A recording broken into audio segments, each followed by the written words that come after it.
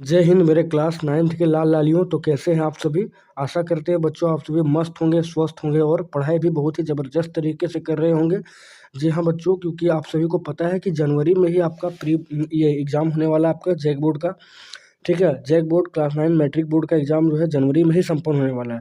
तो इसलिए पूरा उम्मीद है मुझे कि आप सभी बहुत ही अच्छे तरीके से पढ़ाई कर रहे होंगे।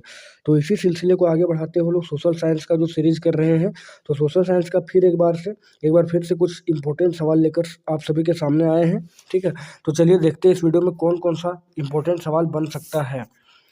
तो देखते हैं, पहला सवाल है फ्रांस की क्रांति कब शुरू हुई।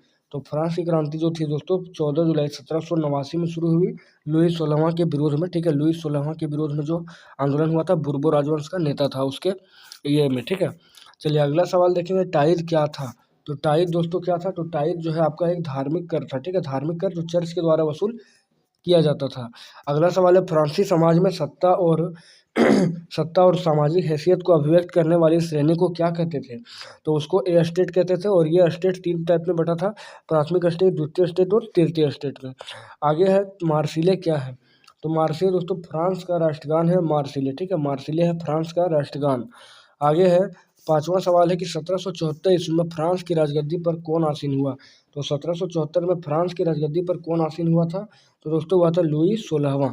अगला सवाल है रूस के संपन्न किसान को क्या कहा जाता है। तो रूस के संपन्न किसान को दोस्तों कुलक कहते हैं, कुलक कहते हैं। अगला सवाल है मार्फा वासिलेवा कौन थी। तो मार्फा वासिलेवा जो थी वो एक जादूगर थी या एक बहादुर महिला या एक अनपढ़ किसान या एक शिक्षिका। तो वो दोस्तों एक बहादुर महिला थी। ठीक है, देखिए एनसीईआरटी अगर आप लोग बुक पढ़े होंगे तो बहुत ही आसान होगा आपके लिए, क्योंकि देखिए मार्फा वासिलेवा का जो आपका क्वेश्चन है या आपका जो चर्चा करे या फिर आइए देख करके देखिए, ये सब जो छोटा छोटा बॉक्स बना होता है एनसीईआरटी बुक में वहाँ से उठाया जाता है ये सारे सवाल। तो एक बार एनसीईआरटी बुक जरूर पढ़ लेना और बाकी आप वीडियो तो आपके लिए आएगा ही। ठीक है, वीडियो आप देख लीजिएगा, काफ़ी होगा इतना।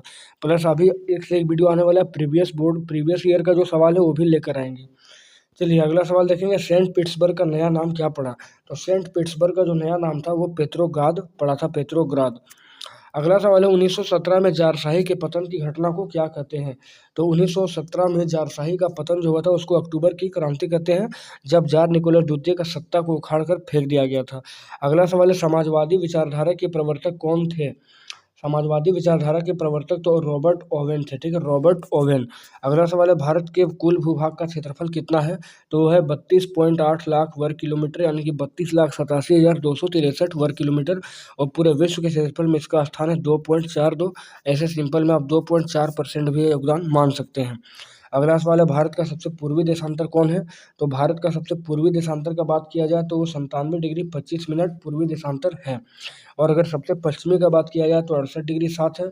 और सबसे उत्तर का बात किया जाए तो वो 37 डिग्री 6 है। और सबसे दक्षिण का बात किया जाए तो वो 8 डिग्री 4 है। बाकी अगर मुख्य भूमि से पूछा जाए तो वो फिर आपका हो जाएगा 6 डिग्री 4 मिनट। ठीक है, 6 डिग्री 41 मिनट के आसपास।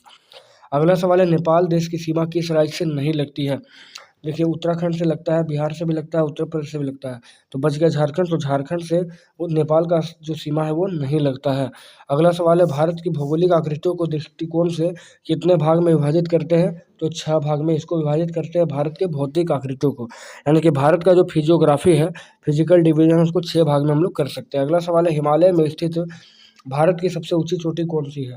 हिमालय में स्थित भारत की सबसे ऊंची चोटी जो है कंचनजंगा है। ठीक है, और अगर बात किया जाए भारत की सबसे ऊंची चोटी तो वो केटू हो जाएगा। ठीक है, केटू हो जाएगा। मतलब कि केटू का बात किया जाए तो पीओके में है। ठीक है, लेकिन वो कंचनजंगा से थोड़ा ऊंचा है। और अगर हिमालय में स्थित सबसे ऊंची चोटी की बात किया जाए तो माउंट एवरेस्ट होगा। अगला सवाल है पूर्वांचल श्रृंखला का भाग नहीं है यहाँ पे, पूर्वांचल। तो आपको पता है कि हिमालय जो है पूर्व में जाकर बहुत तीखा मोड़दार पर्वत के रूप में मुड़ गया है। ठीक है, और इसी को पूछा गया कि पूर्वांचल श्रृंखला का क्या नाम है, मतलब क्या भाग है। तो पूर्वांचल को नागा पर्वत कहते हैं, पटकाई पर्वत कहते हैं, मिजो पर्वत कहते हैं। और ये जितने भी पर्वत है वहाँ के जनजातियों यानी कि वहाँ के स्थानीय जनजातियों के नाम पर रखा गया है। तो बच गया आपका शिवालिक। शिवालिक जो हिमालय का तीसरा श्रेणी है। ठीक है, तीसरा श्रेणी है।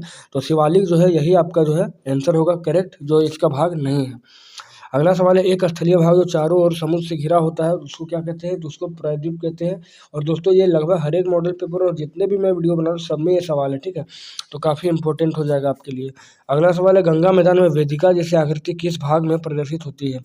गंगा के मैदान में वेदिका जैसी आकृति जो है किस भाग में प्रदर्शित होती है? तो दोस्तों वो होता है बांगर में, ठीक है। बांगर में जाकर ये होता है वेदिका जैसी। अगला है गंगा नदी का उद्गम कहाँ है? तो गंगोत्री ग्लेशियर से इसका उद्गम है। नेक्स्ट क्वेश्चन है डल झील किस राज्य में है?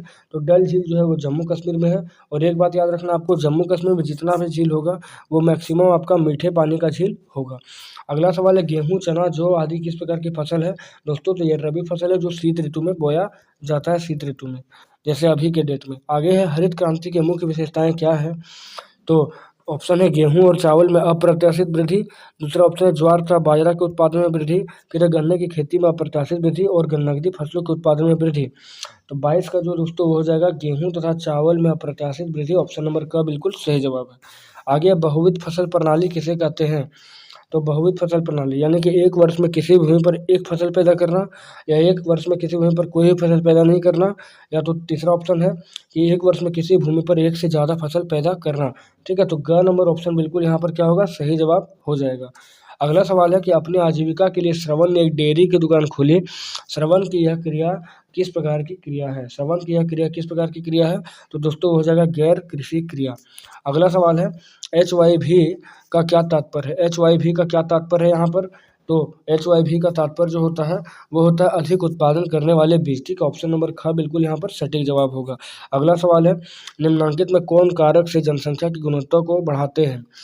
कौन सा जनसंख्या? तो साक्षरता दर भी है, लोगों का स्वास्थ्य भी है, कौशल निर्माण भी है। तो इनमें से सभी जो होगा वो सही जवाब होगा, यानी कि ये सब सभी चीज़ मिलेगा तभी जाकर आपका जनसंख्या का गुणवत्ता बढ़ सकता है, अदरवाइज जनसंख्या का गुणवत्ता नहीं बढ़ेगा। नेक्स्ट क्वेश्चन है भारत सरकार की पहल सर्व शिक्षा अभियान का प्राथमिक उद्देश्य क्या है? तो सर्व शिक्षा का जो प्राथमिक उद्देश्य है दोस्तों वो है आपका कि 6 से 14, ठीक है, 6 से 14 साल के सभी बच्चों को शिक्षा पर ध्यान देना। नेक्स्ट क्वेश्चन इनमें से कौन प्राथमिक क्षेत्रक का उदाहरण है? प्राथमिक क्षेत्रक का क्या हो जाएगा? तो पशुपालन हो जाएगा। बाकी आपका यहाँ कपड़ा बुनना जो हो जाएगा वो द्वितीय क्रियाकलाप है, बैंकिंग और ट्यूशन पढ़ाना जो आपका थर्ड क्रियाकलाप है। नेक्स्ट सवाल है कि किसी एक खेत में 5 लोग काम कर रहे हैं, यदि उनमें से 2 लोगों को हटा दिया जाए और उत्पादन पर उसका कोई प्रभाव नहीं पड़ेगा तो यह किस प्रकार की बेरोजगारी को दिखाता है? तो ये दिखाता है मौसमी बेरोजगारी को। ठीक है, मौसमी बेरोजगारी को दिखाता है ये मौसमी बेरोजगारी को। नेक्स्ट क्वेश्चन है शिक्षा और स्वास्थ्य। 30वां नंबर देखेंगे कि किसी एक खेत में 5 लोग काम कर रहे हैं, यदि उनमें से 2 लोगों को हटा दिया जाए और उस पे उत्पादन पर कोई प्रभाव अगर नहीं पड़ेगा तो यह किस प्रकार की बेरोजगारी को दिखा रहा है? ठीक है, देखिए अगर मतलब कि 5 आदमी काम कर रहा है और 2 को हटा भी देंगे और बचा 3, तो 3 में से कोई काम पर असर पड़ा ही नहीं, इसका मतलब वो 3 का काम नहीं था वहाँ पे, तो क्या हो जाएगा, प्रच्छन्न बेरोजगारी इसका करेक्ट आंसर हो जाएगा। अगला सवाल है शिक्षा एवं स्वास्थ्य द्वारा विकसित किए गए मानकों को अर्थशास्त्र में क्या कहा जाता है? तो उसको क्या कहते हैं, शिक्षा और स्वास्थ्य द्वारा विकसित किए गए मानव को अर्थशास्त्र में क्या कहते हैं? तो अर्थशास्त्र में उसको मानव पूंजी कहते हैं। अगला सवाल है लोकतंत्र शासन का वह रूप है जिसमें, लोकतंत्र जो है शासन का वह रूप है जिसमें क्या हो जाएगा, तो जनता शासक का चुनाव करता है। ठीक है, जनता जो है वही शासन का चुनाव करता है। अगला सवाल है चीन में राष्ट्रपति नियुक्त करने का अधिकार किसको है? तो चीन में जो है वो आपका राष्ट्रपति नियुक्त करने का अधिकार जो दोस्तों वो है को, यानी कि ऑप्शन नंबर क्या हो जाएगा यहाँ पर, ऑप्शन नंबर का बिल्कुल सटीक जवाब होगा। अगला सवाल है जिम्बाब्वे जो है कब स्वतंत्र बना था? 33वां का हो जाएगा 1980। ठीक है, जिम्बाब्वे जो स्वतंत्र कब बना था? 1980 ईस्वी में। नेक्स्ट क्वेश्चन है कि रॉबर्ट मुगाबे कहाँ के राष्ट्रपति थे? तो रॉबर्ट मुगाबे जो थे वो जिम्बाब्वे, ठीक है, रॉबर्ट मुगाबे जो थे वो जिम्बाब्वे के राष्ट्रपति थे। नेक्स्ट क्वेश्चन है दक्षिण अफ्रीका के प्रथम राष्ट्रपति कौन थे? तो दोस्तों दक्षिण अफ्रीका के प्रथम राष्ट्रपति की अगर बात करें तो वो हो जाएगा आपका नेल्सन मंडेला। ठीक है, नेल्सन मंडेला हो जाएगा प्रथम राष्ट्रपति। अगला है कि संविधान के संबंध में इनमें से कौन सा कथन असत्य है? तो संविधान के बारे में बोला गया कौन सा कथन असत्य है? तो ऑप्शन देखिए, यह साथ रह रहे विभिन्न तरह के लोगों के बीच जरूरी भरोसा और सहयोग विकसित करता है, सही है। दूसरा, यह स्पष्ट करता है सरकार का गठन कैसे होगा और किससे फैसले लेने का अधिकार होगा, ये भी सही है। और आगे है यह सरकार के अधिकार की सीमा नहीं बताता, यही ऑप्शन क्या होगा, गलत होगा। 36 का ग नंबर बिल्कुल सही जवाब होगा यहाँ पे। अगला है कि भारतीय संविधान सभा के लिए कब चुनाव हुए? चुनाव दोस्तों हुआ था, चुनाव जो हुआ था आपका वो हुआ था जुलाई 1946 में। ठीक है, चुनाव जो हो गया था वो जुलाई 1946 में हुआ था और बैठक जो हुआ था वो दिसंबर में हो गया था 1946 में। तो जुलाई 1946 में आपका बैठक कंप्लीट हुआ था। अगला, इनमें से कौन भारतीय संविधान के सदस्य नहीं थे? तो Mahatma Gandhi, Jawaharlal Nehru, doctor B R Ambedkar या राजेंद्र प्रसाद। तो ऑप्शन नंबर जो आपका क हो जाएगा, सही जवाब होगा महात्मा गांधी। नेक्स्ट क्वेश्चन है, इनमें से भारतीय संविधान का बुनियादी मूल्य कौन सा नहीं है? तो समानता, स्वतंत्रता, पंथ निरपेक्ष या असहिष्णुता। तो असहिष्णुता यहाँ पर सही जवाब होगा। अगला सवाल है और अंतिम सवाल इस वीडियो का, इनमें से कौन सुमेलित नहीं है? देखिए, बोला गया है कि मोतीलाल नेहरू, ठीक है, मोतीलाल नेहरू 1928 में भारत का संविधान बनाया, ये बिल्कुल सही है। आगे राजेंद्र प्रसाद संविधान सभा के अस्थायी अध्यक्ष बने थे, सही है। फिर बी आर अम्बेडकर प्रारूप कमेटी के अध्यक्ष थे, ये भी सही है। तो ऑप्शन नंबर घ जो बिल्कुल गलत जवाब होगा, यानी कि यही है आपका सुमेलित नहीं था, ठीक है, घ नंबर। तो दोस्तों, अभी हम लोग 40 मोस्ट इंपॉर्टेंट सवाल देख लिए हैं। तो आशा करते हैं वीडियो आपको अच्छा लगा है। तो इस प्रकार से वीडियो को लाइक कीजिए, चैनल को सब्सक्राइब करके बेल आइकन को प्रेस करके दोस्तों को जरूर शेयर करें और नोटिफिकेशन को ऑन कर लें ताकि सभी लेटेस्ट वीडियो आपको मिले। और 2025 का मॉडल पेपर का काफ़ी बेसब्री से सभी स्टूडेंट वेट कर रहे हैं, तो वो जब आएगा तो आपको पूरे सब्जेक्ट, सभी सब्जेक्ट का और सभी सेट का प्लेलिस्ट के माध्यम से आपको सारा वीडियो प्रोवाइड कर दिया जाएगा। तो चलिए, मिलते हैं आपसे एक नेक्स्ट वीडियो में।